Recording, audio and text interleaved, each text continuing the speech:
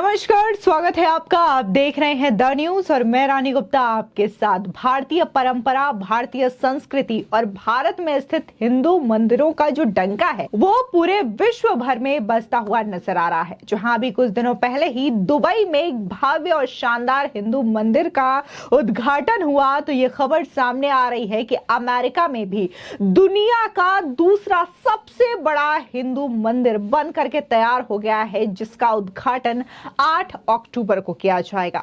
दरअसल ये जो मंदिर है वो इसलिए भी खास हो जाता है क्योंकि ये दुनिया का दूसरा सबसे बड़ा मंदिर है जो कि 183 एकड़ में फैला हुआ है। इसी के साथ ही इसे बनाने में कम से कम 12 वर्ष लगे हैं और इस मंदिर में करीब 1000 से भी ज्यादा मूर्तियां हैं। इसकी खूबसूरत झलक जो है आप इन तस्वीरों के माध्यम से देख सकते हैं और इसका अंदाजा लगाया ही जा सकता है कि यह मंदिर कितना ज्यादा भव्य है। आज जब देश के प्रधानमंत्री नरेंद्र मोदी ये बात कहते हैं, जो उनका विजन है कि कैसे भारत को विश्वगुरु बनाना है, तो वो कहीं ना कहीं हर काम को करने से पहले, किसी भी चीज के उद्घाटन से पहले भारतीय परंपरा का, भारतीय संस्कृति का निर्वहन करते हुए नजर आते हैं। और शायद यही जो चीज है वो आज पूरे विश्व भर में फैल रही है। जहां दुबई में कुछ दिनों पहले एक हिंदू मंदिर का इनॉग्रेशन किया गया, तो अब अमेरिका में भी ठीक इसी तरीके से न्यू जर्सी में नया मंदिर बना है। बता दें कि दुनिया का दूसरा सबसे बड़े मंदिर का उद्घाटन होने जा रहा है। यह मंदिर भारत में नहीं बल्कि देश के बाहर अमेरिका में बनकर तैयार हो चुका है। अमेरिका के न्यू जर्सी में बने इस मंदिर का उद्घाटन 8 अक्टूबर को होगा। इस मंदिर को न्यू जर्सी के रॉबिन्सविले टाउनशिप में बनाया गया है। इस मंदिर को बनाने के लिए पूरे अमेरिका से करीब 12,000 से भी ज्यादा स्वयं सेवकों ने मिलकर के इसे 12 सालों में तैयार किया है। हालांकि मंदिर के उद्घाटन से पहले ही यहां हजारों भक्त दर्शन के लिए आ रहे हैं। यह मंदिर दिल्ली वाले अक्षरधाम मंदिर से करीब 2 गुनी एरिया में फैला हुआ है। आपको बता दें कि अमेरिका में बना यह प्रसिद्ध मंदिर 183 एकड़ में फैला हुआ है। यह मंदिर कंबोडिया के अंकोर वाट में दुनिया के सबसे बड़े हिंदू मंदिर के बाद दूसरा सबसे बड़ा हिंदू मंदिर है। अभी इस मंदिर में अमेरिका के विभिन्न राज्यों से हजारों श्रद्धालु दर्शन के लिए आ रहे हैं। इस मंदिर में 10,000 से अधिक मूर्तियां और प्रतिमाएं स्थापित की गई हैं। इसमें भारत के संगीत और कला के साथ भारत में प्राचीन संस्कृति की नक्काशी भी दिखाई गई है। बता दें कि स्वामी नारायण अक्षरधाम मंदिर संभवतः कंबोडिया में अंकोर वाट के बाद दूसरा सबसे बड़ा मंदिर है। 12वीं सदी का अंकोर वाट मंदिर परिसर दुनिया का सबसे बड़ा हिंदू मंदिर है, जो कि 500 एकड़ में फैला हुआ है और अब ये यूनेस्को की विश्व धरोहर में भी शामिल है। बता दें वही नई दिल्ली का अक्षरधाम मंदिर 100 एकड़ में फैला हुआ है। बता दें कि इस मंदिर को श्रद्धालुओं के लिए साल 2005 में खोला गया था। इस मंदिर का निर्माण वीपीएस स्वामी नारायण संस्था की ओर से कराया गया था। इस संस्था के प्रवक्ता ने कहा है कि हमारा मानना है कि पश्चिम में भी एक ऐसा स्थान होना चाहिए जहां केवल हिंदू या भारतीय ही नहीं बल्कि दुनिया के किसी भी समुदाय और स्थान का व्यक्ति यहां आ सके। और हम चाहते हैं कि सब लोग हिंदू सभ्यता और वसुधैव कुटुंबकम को जान सके। उन्होंने आगे ये भी कहा कि इस मंदिर का उद्घाटन 8 अक्टूबर को किया जाएगा, वहीं इसे 18 अक्टूबर से आम लोगों के लिए ओपन कर दिया जाएगा। इसके बाद आम लोग इसका दर्शन कर पाएंगे।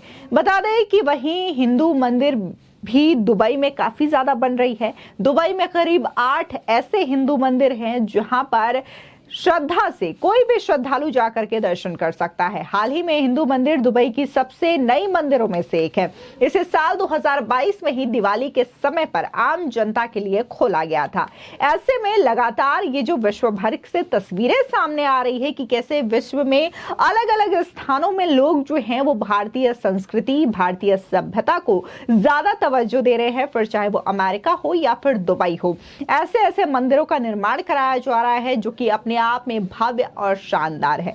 आपको बता दें कि भारत में भी अगर दिल्ली के अक्षरधाम की बात करें तो ये भी अपने आप में भव्य है, और इससे दुगना भव्य मंदिर जो है वो अमेरिका के न्यू जर्सी में बनाया गया है। देखने को मिला था कि अभी हाल ही में जब G20 समिट के लिए ब्रिटेन के प्रधानमंत्री ऋषि सुनक अपनी पत्नी अक्षता मूर्ति के साथ भारत आए थे इस समिट में भाग लेने के लिए, तब भी उन्होंने ये कहा था कि मुझे हिंदू होने पर गर्व है और मेरी परवरिश भी ठीक हिंदू संस्कृति और सभ्यता के अनुसार हुई है। मैं यहाँ आया हूं तो मंदिर जरूर जाऊंगा। जिसके बाद दूसरे ही दिन जैसे ही उन्हें मौका मिलता है वो अपनी पत्नी अक्षता मूर्ति के साथ सुबह सुबह पहुंच जाते हैं दिल्ली के अक्षरधाम दर्शन करने के लिए। वहां पर बकायदा उन्होंने दर्शन पूजन किया, और इसी के साथ ही इनकी जो तस्वीरें थी वो भी काफी ज्यादा सोशल मीडिया पर वायरल हुई थी, और लोगों ने इस बात को सराहा था कि कैसे एक व्यक्ति जो कि विदेश में रहता है, आज ब्रिटेन जैसे देश का प्रधानमंत्री है, लेकिन इसके बावजूद वो अपनी जड़ों से जुड़ा हुआ है, और उन्हें ये कहते हुए बड़ा ही गर्व होता है कि वो हिंदू हैं और हिंदू संस्कृति को खोल करके अपना हैं और इसका सम्मान भी करते हैं। लेकिन आज भी देश में ऐसे भी लोग मौजूद हैं जो कि सनातन धर्म को लेकर के टीका टिप्पणी करते हैं। कभी कभी तो लोग ऐसी भी बातें कर देते हैं जो कि अपने आप में उनको ये कहा जाना कि इन्हें ट्रोल किया जाए या फिर इनकी निंदा की जाए, निंदा शब्द भी अपने आप में कम हो जाती है। कुछ तो ऐसे लोग हैं जो ये कहते हैं कि सनातन धर्म को ही खत्म कर देना चाहिए। तो ऐसे प्रवृत्ति के लोग भी हैं जिनको लेकर के काफी ज्यादा सियासत हो रही है। अगर देश में हम बात करें तो इस वक्त सनातन धर्म को लेकर के बहुत बड़ी जो सियासी तकरार है वो देखने को मिल रही है। अभी हाल ही में एम.के. स्टालिन के बेटे उदयनिधि स्टालिन ने एक स्टेटमेंट दिया था सनातन धर्म को लेकर के, और उन्होंने ये कहा था कि सनातन धर्म डेंगू मलेरिया जैसा होता है, इसका विरोध नहीं किया जाना चाहिए बल्कि इसे पूरी तरीके से खत्म कर देना चाहिए। जिसके बाद उन्हीं के पार्टी के एक नेता ए राजा ने बकायदा उदयनिधि के इस बयान का समर्थन करते हुए ये कहा था कि उदयनिधि ने तो सनातन धर्म की तुलना डेंगू मलेरिया से करते हुए काफी ज्यादा नरमी बरती है। अगर सनातन धर्म की बात की जाए तो इसे तो समाज में फैले ऐसे कुंठित रोगों से करना चाहिए जो कि अपने आप में कलंकित माना जाता है, जैसे कि कुष्ठ रोग और HIV, यानी कि HIV जैसी गंभीर बीमारी से सनातन धर्म की तुलना ए राजा के द्वारा की गई। इसी के साथ ही देखने को मिला कि कैसे बिहार के शिक्षा मंत्री बार बार रामचरितमानस को लेकर के सवाल उठाते हैं। उनके द्वारा जो पिछला बयान रामचरितमानस को लेकर के दिया गया था उसको लेकर के फिलहाल तो कोई कार्रवाई देखने को नहीं मिली, और शायद इसी वजह से एक बार फिर से बिहार के शिक्षा मंत्री चंद्रशेखर ने दोबारा से रामचरितमानस को लेकर के बहुत ही तल्ख टिप्पणी की, और उन्होंने रामचरितमानस की जो तुलना है वो पोटेशियम साइनाइड जैसी गंभीर जो है रसायन पदार्थ से की, जो कि अपने आप में एक जहरीला तत्व माना जाता है। इस तरीके के स्टेटमेंट लगातार सनातन धर्म को लेकर के अपने ही देश में कई सारे ऐसे विपक्षी नेताओं के द्वारा, विपक्षी पार्टियों के द्वारा की जाती है। लेकिन वहीं दूसरी ओर इसकी तस्वीर अगर हम पूरे विश्व के अलग अलग देशों में देखें तो वहां पर लोग जो हैं सनातन धर्म को गर्व के साथ अपनाते हैं और बाकायदा बड़े बड़े मंदिरों का भव्य तरीके से निर्माण कर रहे हैं, इन मंदिरों का भव्य तरीके से उद्घाटन कर रहे हैं, जिसकी तस्वीरें आप खुद अपनी स्क्रीन पर देख सकते हैं कि यह मंदिर वाकई में कितना भव्य और कितना शानदार बना हुआ है। जाहिर तौर पर ऐसी चीजें देख करके इन्हीं विपक्षी नेताओं को ये बातें चुभती होंगी कि जहां एक ओर हम सनातन धर्म को मिटाने की बात करते हैं तो पूरा विश्व आज सनातन धर्म को अपना रहा है, पूरे विश्व में सनातन धर्म का डंका बज रहा है। फिलहाल इस खबर को लेकर के आपकी क्या राय है हमारे कमेंट सेक्शन में जरूर बताएं। आगे की और भी अपडेट के लिए चैनल को सब्सक्राइब करना ना भूलें।